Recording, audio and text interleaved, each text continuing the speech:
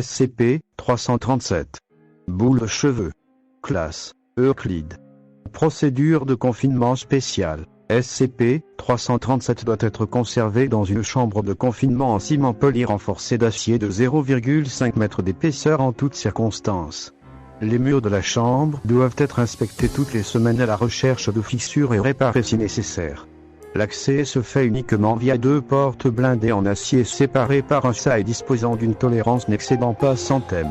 L'antichambre entre les portes doit être équipée de plusieurs lance-flammes télécommandées à propergol liquide.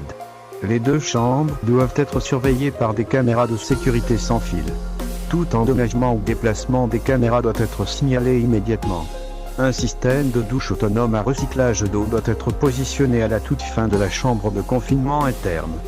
L'approvisionnement en eau du système ainsi que les filtres doivent être changés mensuellement. Une inspection régulière du personnel assigné à SCP-337 est nécessaire afin de maintenir leurs cheveux et poils à une taille inférieure à 4 cm. Tout membre du personnel entrant dans la chambre de confinement doit être accompagné par 2 gardes armés de lance-flammes portatifs. Suite à l'incident 337-A, les classes D impliquées dans des expériences se verront administrer un sédatif avant d'entrer dans la chambre et devront être attachées sur un brancard. Une fois par semaine, un classe D ayant des cheveux mesurant plus de 5 cm se fera couper les cheveux suivant la méthode Solonon. Ces cheveux seront immédiatement envoyés dans la chambre de confinement et permettront à l'objet de se nourrir. Pendant ce temps, la personne ayant apporté les cheveux devra balayer le sol en utilisant un balai standard et une balayette.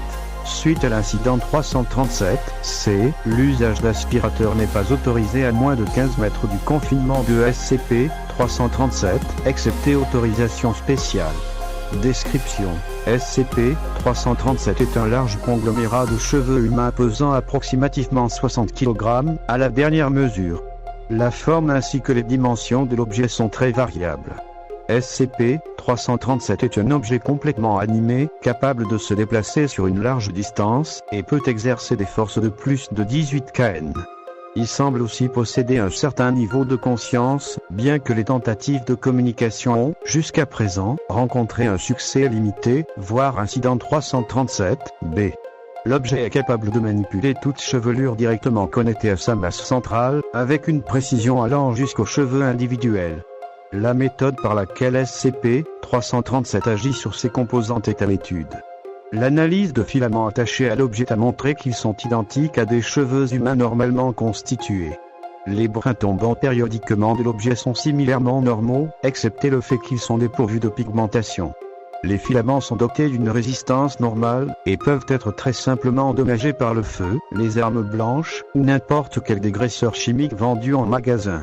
Bien que SCP-337 n'exhibe pas d'organes sensoriels apparents, il est hautement conscient de son environnement proche et pourrait même posséder des capacités perceptives supérieures à celles des humains. Pour la plupart, ses sens sont tournés vers la détection et l'acquisition de sa principale source de nourriture, les cheveux humains. Quand un humain avec des cheveux de plus de 5 cm de long se situe à approximativement 30 mètres de l'entité, SCP-337 entre dans ce que l'on pourrait décrire comme un état de prédateur, tressant rapidement plusieurs vrilles en direction de sa proie. La perception de l'objet ne semble pas gênée par les murs de sa cellule. L'objet se rapprochera alors à grande vitesse de sa proie, essayant de la rattraper et de l'envelopper. Quand cela arrive, SCP-337 immobilise le sujet en bloquant ses membres avant de commencer à récolter tout cheveux et ou poil suffisamment long. Les cheveux sont retirés sans douleur du derme à la base, racine incluse, et sont immédiatement incorporés en lait nouant ou tissant à l'objet. Les saignements, contusions et éruptions sébacées chez les sujets suggèrent que les follicules sont partiellement détachés de la gaine interne avant l'extraction. Il semble parfois que cela accélère la pousse des cheveux, même dans des régions où elle est normalement ralentie. À ce jour, les chercheurs ont échoué à répliquer cet effet artificiellement. Bien que SCP-337 ait été retrouvé dans un état sale, voire addendum, il a depuis lors manifesté une préférence pour la propreté. Peu de temps après le confinement initial, l'objet a réussi à s'échapper de sa cellule temporaire à travers un conduit de câblage étroit, 2 cm de diamètre. Il a été découvert sur le site plusieurs heures plus tard dans les toilettes pour femmes du 4e étage, où il a émergé depuis un tuyau de drainage et a consommé les cheveux de 2 chercheuses en train de se doucher.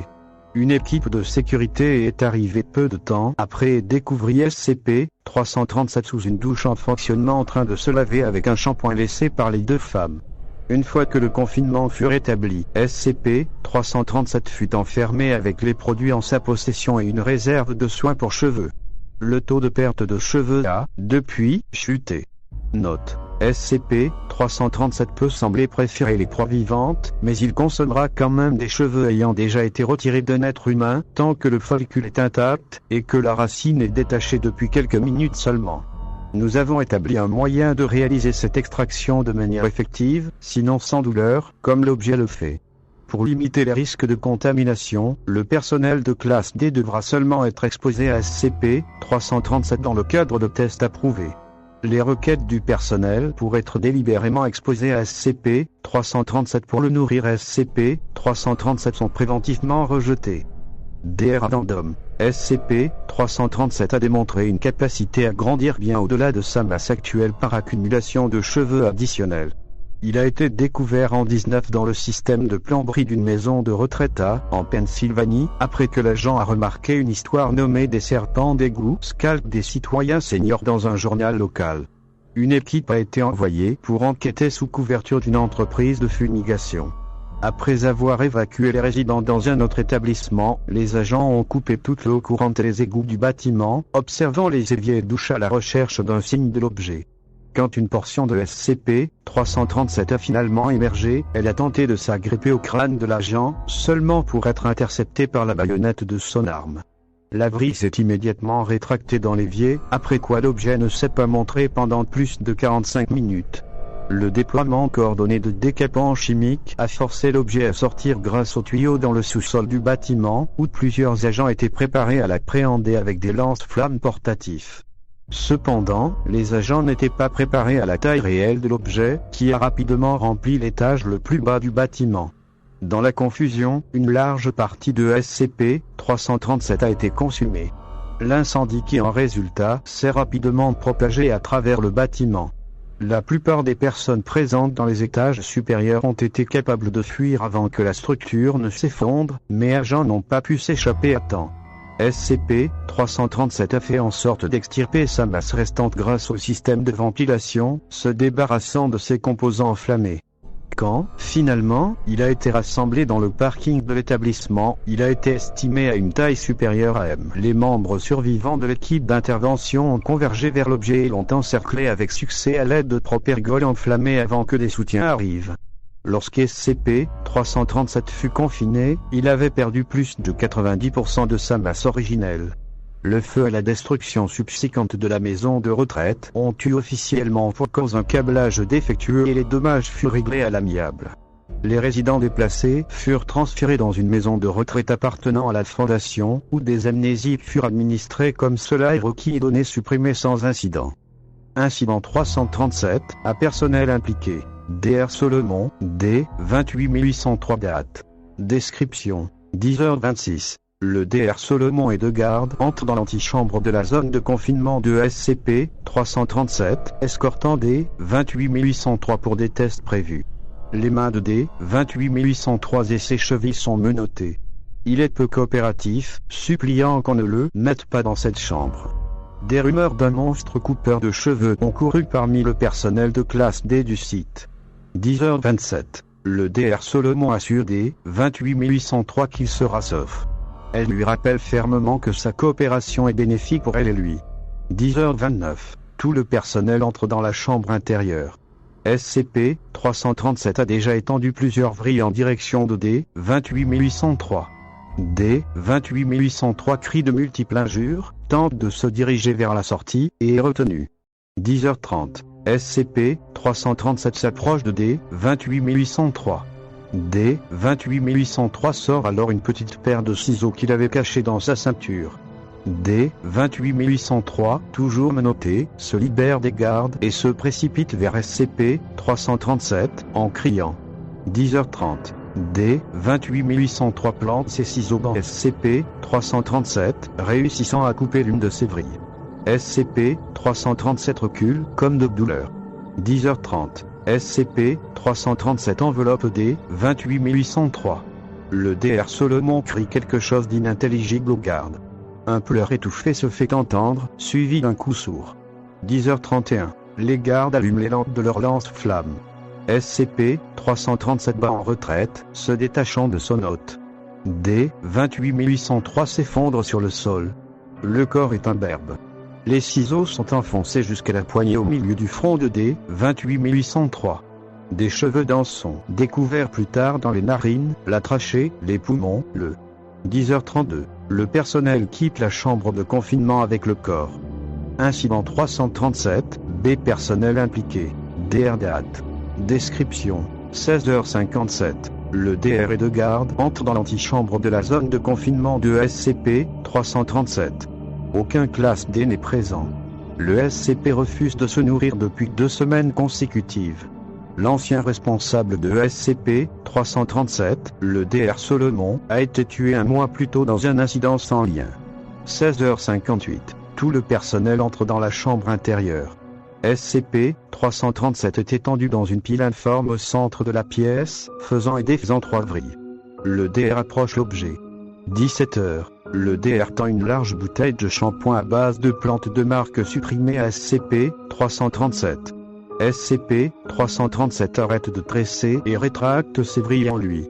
17h. Une extrusion épaisse en forme de bulbe composée de cheveux émerge à 45 degrés au-dessus de SCP-337.